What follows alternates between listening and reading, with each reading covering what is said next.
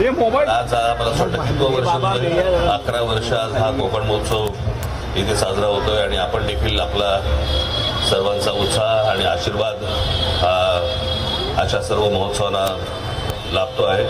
त्याबद्दल आपणा सर्वांचा धन्यवाद. मला फक्त आपल्याला एवढीच गोष्ट आता सांगायची आहे, रात्र वैरायची आहे, गाफील राहू नका, आजूबाजूला लक्ष ठेवा. ज्या प्रकारचं आता राजकारण सुरू आहे आणि मुंबईवरती ज्या प्रकारचा डोळा आहे, ज्या प्रकारचं राजकारण आता ज्या प्रकारे हे मतदार याद्या आणि याच्यातलं जे सुरू आहे याच्यावरती लक्ष ठेवावं. आपल्या आजूबाजूला कोण मतदार खरे आहेत खोटे आहेत याच्यावर देखील तुमचं लक्ष असणं गरजेचं आहे, आवश्यक आहे.